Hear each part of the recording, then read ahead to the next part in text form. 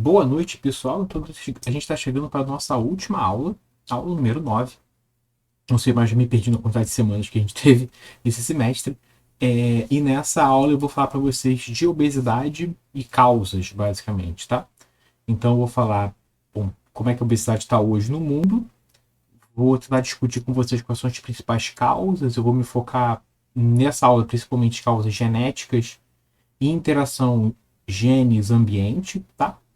E no final da aula eu vou falar para vocês de uma pá de produtos, de compostos novos, basicamente produtos naturais e trabalhos desenvolvidos por pesquisadores asiáticos, muitos grupos do Japão, China e Coreia trabalhando com compostos naturais obtidos das farmacopeias de medicinas tradicionais asiáticas. Então tem alguns resultados interessantes para tratamento de obesidade e doenças relacionadas com o metabolismo de lipídios. Então, no final, eu vou falar um pouco disso para fechar a nossa disciplina, talvez o futuro, futuros tratamentos é, sendo conseguidos a partir de plantas. Tá? Então, vamos para a aula.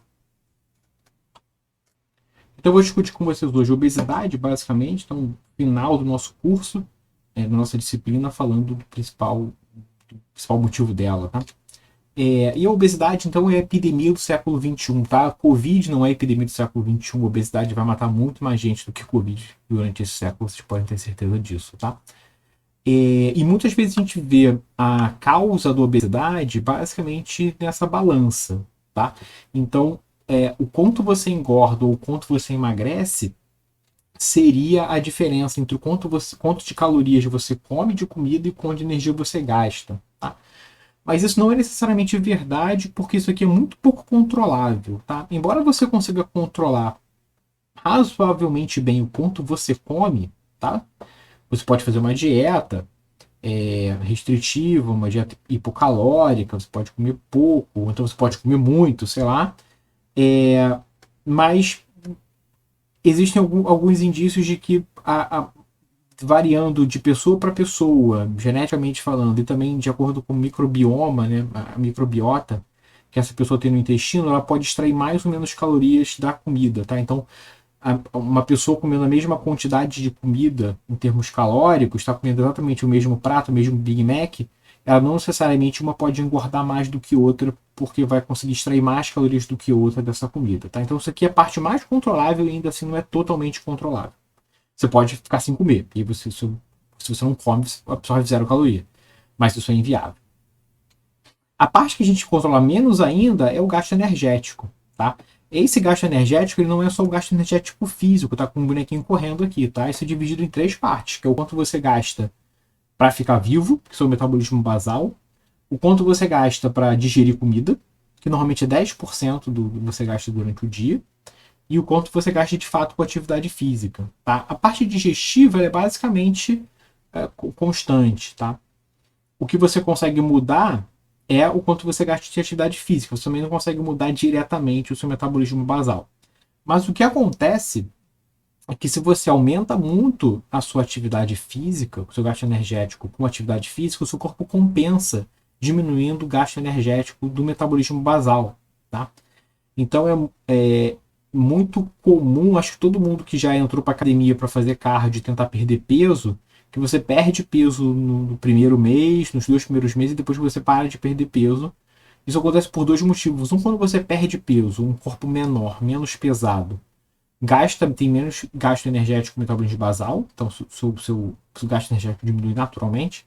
E além disso, o corpo compensa, porque ele percebe que você está gastando mais com atividade física e reduz o quanto você gasta de metabolismo basal. Fica cada vez mais difícil emagrecer.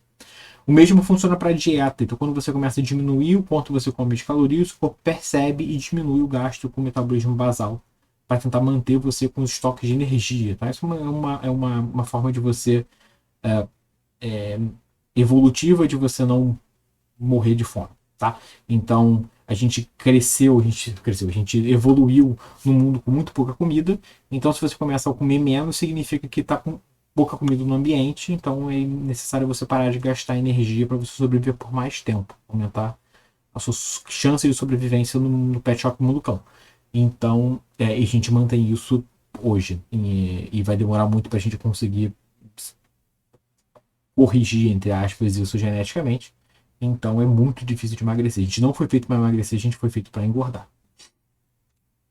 E é isso o que a gente está vendo esse gráfico é um pouco antigo, mas ele se mantém fiel, tá? Aqui eu estou medindo o quanto tem da população obesa, tá? Ou seja, com um IMC, um índice de massa corporal acima de 30. E dá para ver que a partir da década de 70 tem um crescimento exponencial, um crescimento razoável, linear de pessoas obesas no mundo. Os Estados Unidos está lá na frente, então até a previsão era de que até 2025 quase 50% da população americana fosse obesa, e isso vai junto em vários países, de modo geral, essa tendência mundial. Tá? O Brasil não fica atrás. A projeção brasileira é que até 2050, 95% da população vai estar obesa ou sobrepesada, tá? Com IMC acima de 25. 95% da população vai estar gordinha. Tá?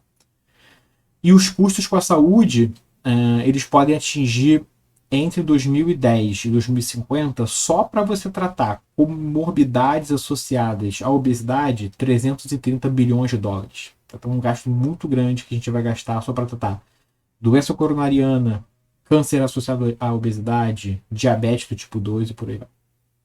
Mas, se a gente conseguir reduzir o IMC da população em média em 5%, tá? Deixar essa população 50% menos gorda, a obesa, a gente vai conseguir reduzir os gastos. Esses gastos podem ser reduzidos em até 57 bilhões de dólares. Tá? Então a gente consegue.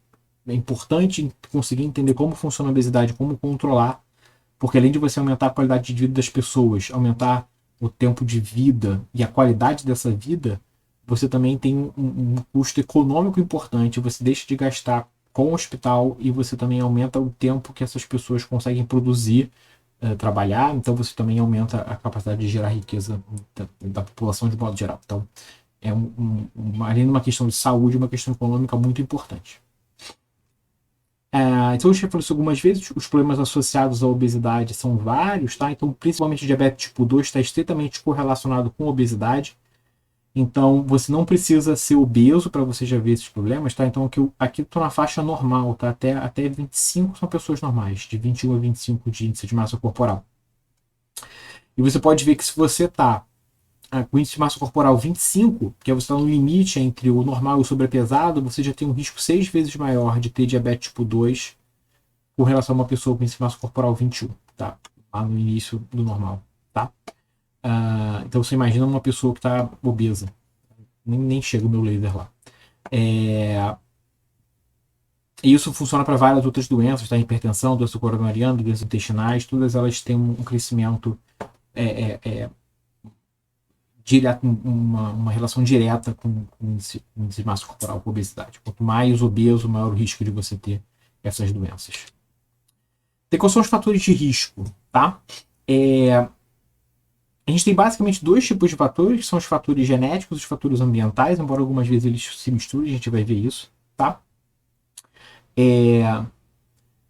Os fatores genéticos, a gente tem dois basicamente, tem vários, mas tem duas classes desses fatores de risco genéticos. Tem as síndromes monogênicas, onde um gene único é capaz de causar obesidade, tá? Isso é muito raro, existem, pessoas que têm um defeito em um único gene, isso causa obesidade, mas isso não explica o que a gente vê de obesidade hoje, tá? E você tem um gene de suscetibilidade, então são genes que alteram o quanto a sua capacidade de engordar em pequenas frações. Quando na loteria genética você acaba recebendo muitos desses genes, diferentes genes do seu pai e da sua mãe, você acaba tendo uma susceptibilidade maior de ser obeso, uma chance maior de ser obeso. Mas os genes não funcionam sozinhos, tá? Tem uma frase muito boa que diz que os genes carregam a arma, mas é o ambiente que puxa o gatilho. Não adianta nada você ter os genes para alguma característica, o ambiente não favoreceu ou impedir que essa característica se desenvolva, tá? Então a interação gene-ambiente é muito importante. Então, não adianta nada você ter os genes todos para obesidade e você conseguir, por exemplo, manter uma dieta estrita, ou de baixa caloria, ou conseguir ter um estilo de vida mais saudável. Então a sua chance de engordar, embora seja maior, isso não vai acontecer. Mas a gente sabe que alguns genes de suscetibilidade dificultam muito a sua chance de ter uma vida saudável. Por exemplo, existem genes que modulam o quanto você sente de fome. Vou mostrar isso para vocês durante a aula. Genes que fazem você ficar com uma chance maior de ter mais fome, tá? Aumenta a sua fome. Então, para essas pessoas é mais difícil você manter uma dieta hipocalórica, tá? Então, de novo, a interação entre gene e ambiente é muito forte. E os fatores ambientais, por algum motivo, a taxa metabólica está aqui, mas eu acredito que a taxa metabólica também é definida geneticamente, tá? Embora o quanto você faz de atividade física também vai mudar a sua taxa metabólica, como eu falei antes. Então tem o quanto você consegue fazer de exercício, o quanto você come e o quanto você tem de cultura. Você tem de cultura. A cultura onde você está inserido, tá? Então isso pode ser na sua sociedade, no seu bairro, na sua família. Você pode estar numa família mais glutona, que come mais e come de um modo menos saudável, e é normal que a família toda tenha esse hábito. Então, isso é uma coisa que pode ser definida geneticamente, mas ela também pode ser definida memeticamente do meme do Charles Darwin, tá? Meme, vocês podem, vou procurar isso como material suplementar para botar para vocês, se eu achar. O meme ele é descrito no livro Gene Egoísta do Richard Dawkins, e é descrito como uma entidade cultural com capacidade de se espalhar rapidamente e sofrer seleção natural. Então isso funciona muito bem. Tem meme que pega, ele foi selecionado pelo ambiente, foi uma seleção natural, e a gente faz uma seleção dos memes que são legais e dos que não são, e esses memes que são legais eles ficam na internet por muito tempo. Por isso que esses memes se chamam meme, tá? Mas não foi o Dawkins que criou os memes da internet. Ele criou o meme como uma unidade cultural que é passada de pai para filho, assim como um gene, e é selecionado no ambiente. Mas a vantagem evolutiva, entre aspas, do meme sobre o gene é que ele passa horizontalmente. Então ele não passa só de pai para filho, mas ele pode passar entre pessoas da mesma sociedade. Então os memes viralizam, tá? Então, a cultura pode ter uma influência importante sobre o quanto você engorda, porque você pode estar num ambiente obesogênico, que a gente fala. Então, uma cidade com pouca chance de exercício físico, uma cidade que não favorece você caminhar, uma cidade que favorece você usar carro, uma cidade que tem fast food e dieta hipercalórica em cada esquina. Tá? Então, essas coisas todas convergem para aumentar os fatores de risco para uma pessoa ser obesa ou não. Então, falando da genética, como é que eu consigo separar o que é gene do que é meme? Tá? Isso é muito difícil de fazer. Por quê? Você pega uma família onde os pais são obesos e os filhos são obesos, o quanto daí é genético, então passado de pai para filho geneticamente, e são genes suscetibilidade à obesidade, ou é passado culturalmente, memeticamente.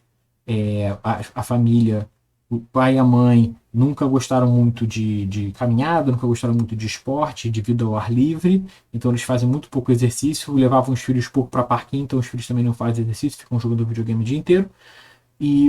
Ou essa família também tem uma cultura de glutona, de comer e dietas, alimentos ultraprocessados, fast food, e os filhos acabam seguindo esse mesmo caminho, então eles são obesos por causa dos genes ou por causa da cultura, tá? Como é que a gente faz para separar isso? Você mede gêmeos, tá? Por quê? Gêmeos dizigóticos, ou seja, que são gêmeos não idênticos, eles são irmãos normais, então eles dividem e metade dos gêmeos são iguais, então tem metade da genética, mas tem a mesma cultura. Os gêmeos são criados na mesma família normalmente, tá? E os gêmeos monozigóticos, são gêmeos idênticos, eles são geneticamente iguais e são criados na mesma cultura naquela casa. Então, se alguma característica ela tem muita pouca influência genética, gêmeos monozigóticos e dizigóticos devem ser mais parecidos, porque a genética importa pouco, o que importa é mais a cultura. Gêmeos, e se a característica é muito genética, gêmeos monozigóticos têm que ser mais parecidos do que gêmeos dizigóticos, porque então a influência genética vai ser maior do que a cultural, então a cultura importa menos, o que importa é que eles são mais parecidos geneticamente. E o que a gente vê quando a gente faz isso para a obesidade, tá? Nesse trabalho aqui, eu vou resumir essa tabela, os gêmeos monozigóticos têm quase o dobro de correlação no peso e na circunferência de cintura, ou seja, na barriga de chope, quando comparados com gêmeos dizigóticos, ou seja, a chance genética é muito maior, tá? A genética tem o dobro do peso do que o ambiente, tá? Mais ou menos. Então a gente vê que mais de 70% do peso corporal é definido geneticamente. Então você tem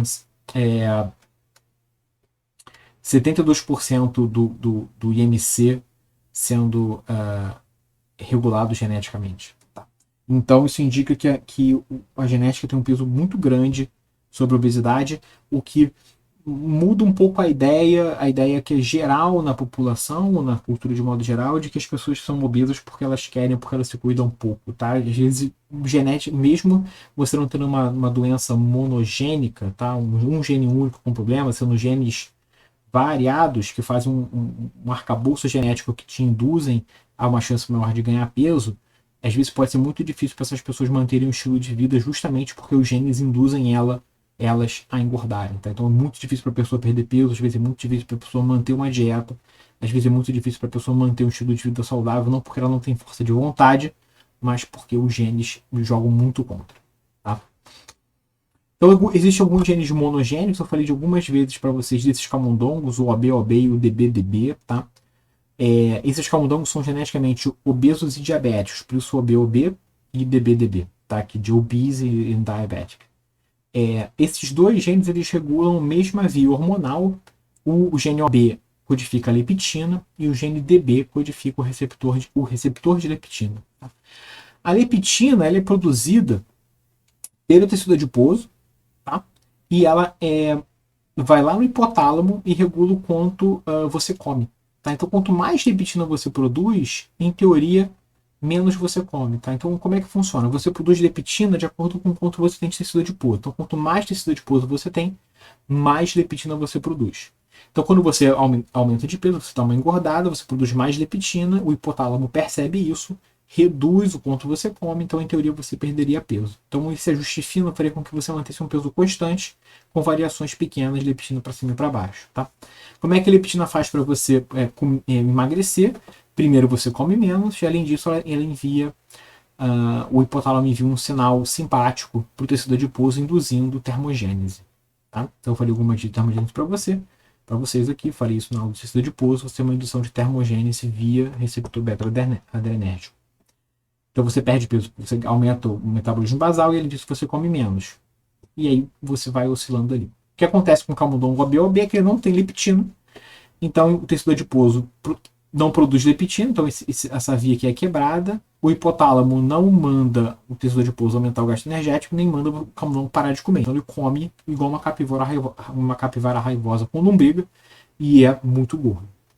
O camundongo DBDB, ele produz leptina, mas ele não tem receptor. Então o hipotálamo é cego para leptina, então acontece a mesma coisa. Embora ele produza muita leptina, a leptina esteja muito alta no sangue, ele funciona meio que como se ele fosse um diabético do tipo 2. Ele tem muita leptina, mas ele não é capaz de perceber. Então ele também não faz, o hipotálamo não manda o sinal para o tecido adiposo aumentar o gasto energético, nem para o camundongo parar de comer. E ele também engorda pra caramba. Existem pessoas OB e DBDB, tá? Mas isso é muito raro, tá? Então isso não explica a obesidade. Na via de controle de fome e saciedade, tem um outro receptor. Essas mutações aqui são um pouco mais comuns nesse receptor e explicam algumas pessoas uma doença monogênica, uma obesidade monogênica, o receptor de melanocortina 4, tá? Que está envolvido com o sistema de fome e saciedade. Então, a leptina é produzida pelo tecido adiposo, ela passa pela barreira hematocefálica, chega no hipotálamo, no núcleo arqueado, você tem dois neurônios, tá? Então você tem os neurônios que induzem fome, tá? E os neurônios que induzem saciedade.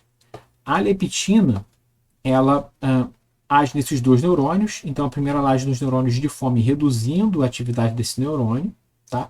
E age nos neurônios de saciedade, aumentando os níveis desse hormônio, tá?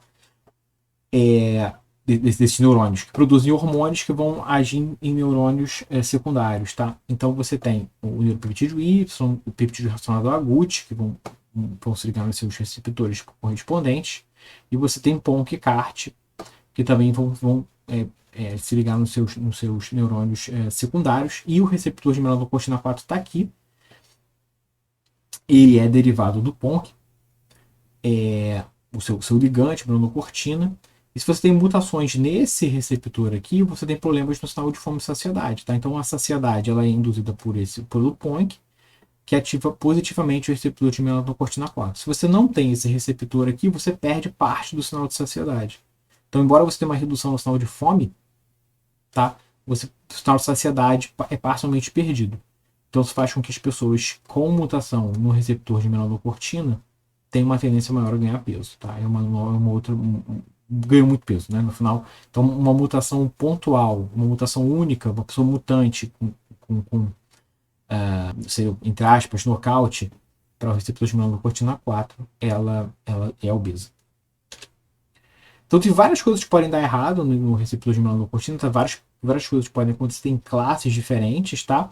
Então você pode ter um defeito genético pontual, e aí não funciona. Você pode ter problemas na produção da proteína, que é a classe 1. Na classe 2 o receptor pode ficar preso nas vesículas intracelulares e não caírem para a membrana, então também você não tem o receptor na membrana funcionando.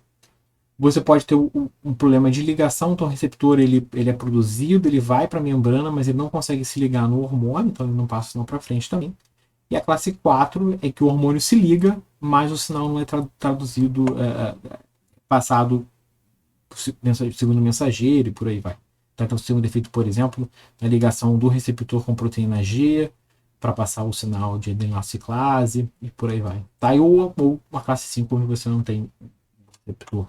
Você não sabe aonde que é o problema.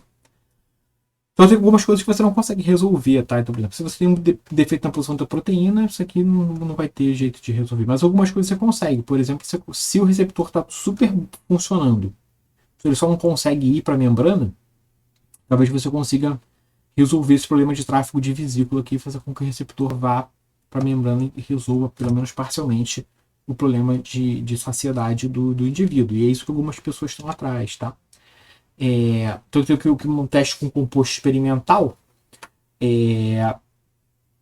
para tentar fazer você aumentar a quantidade de receptor de melanocortina na membrana da célula. Tá? Então, o que está sendo medido aqui, então você tem selvagem, tá? E duas mutações pontuais que fazem com que você tenha uma redução na quantidade de receptor de melanocortina na membrana do neurônio. Tá? Então, se você olhar aqui a barrinha branca, esses caras aqui têm menos de 20% do controle. Mas quando você trata com esse composto experimental, os modelos, você vê que no selvagem você tem um aumento lá de 50% em relação ao controle. E esses mutantes que você tem pouca expressão na superfície, você consegue ter um aumento, longe de recuperar o 100%, mas você consegue aumentar um pouquinho a quantidade do receptor na superfície do neurônio. E esse pequeno aumento aqui já é suficiente para você ter uma resposta bem boa do receptor. Tá? Então aqui é o ponto de resposta você tem, vendo quanto de AMP cíclico é produzido, ou seja, quanto o sinal está sendo passado para frente na célula, quanto a via de sinalização está funcionando, e você vê que mesmo com esse pequeno aumento aqui, você já é capaz de recuperar quase totalmente a via de sinalização. Tá? Então isso seria interessante para você conseguir, esse composto seria interessante para você tentar tratar pessoas com essa mutação pontual. Um outro fator que está envolvido com o sistema com obesidade, tá? Que pode ser uma doença, pode ser um gene que aumenta o fator de suscetibilidade para a obesidade, esse fator neurotrófico derivado do cérebro, que é o BDNF, tá? E que tem alguns modelos, tá? Então, se você tem um camundongo que você tira esse fator, esse BDNF, você tem alguns efeitos que induzem obesidade no sujeito, tá? No camundongo. Então você tem um aumento, então o que estou olhando aqui são os triângulos, falando triângulo preto com triângulo branco. Os triângulos pretos são os camundongos sem esse fator, tá? Então você vê que quando você faz a depressão do fator, você começa a ver, depois de 4 semanas do tratamento, você começa a ver um aumento do ponto de comida que o camundongo está comendo. Isso faz com que o camundongo vá engordando. Tá? Isso causado exclusivamente pelo consumo de comida. Tá? Você está mexendo com o quanto de fome o camundongo tem. Esse camundongo, sem esse fator, ele acaba tendo mais fome. O gasto energético não muda. Como é que eu sei disso?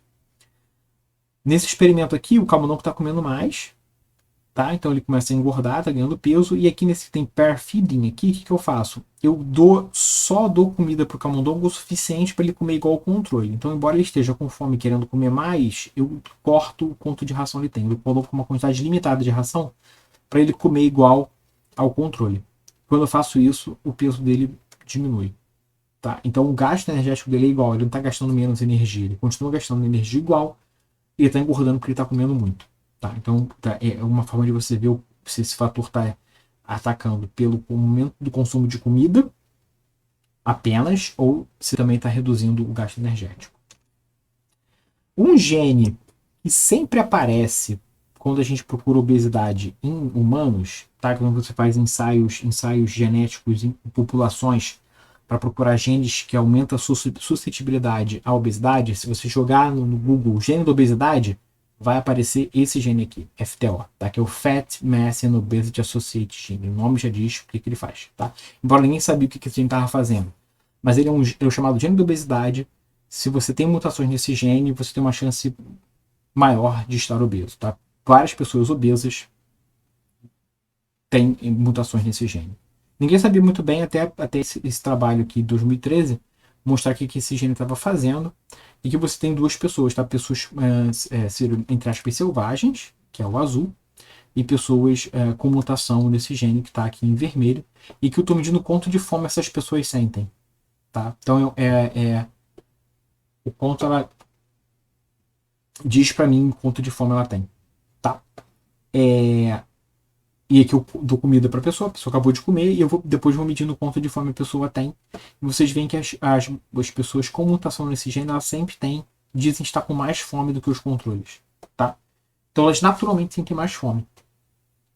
Isso não é uma coisa só da cabeça dela, é hormonal. Se eu meço o quanto de grelina circulante eu tenho no plasma, a grelina é o hormônio da fome, ele é produzido pelo estômago e induz fome. Tá? Faz você querer comer. E essas pessoas sempre têm mais grelina circulando do que as pessoas com controle. Tá? Então elas têm uma tendência maior a engordar porque elas sentem naturalmente mais fome. Então ela não come, bate aquele prato de peão porque ela não tem autocontrole, mas sim porque para você um prato de determinado tamanho satisfaz a sua fome, e essa pessoa, para ela se satisfazer, ela precisa comer mais comida. Tá? Porque ela sente mais fome naturalmente.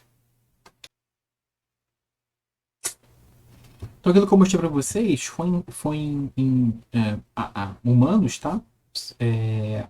Em modelos a gente tentou fazer deleção desse gene para ver o que acontecia, sabendo que ele é um gene associado com obesidade, para tentar entender biologicamente o que esse gene faz, mas não é tão fácil. Os resultados em camundongos são um pouco contraditórios, que a gente vê em humanos.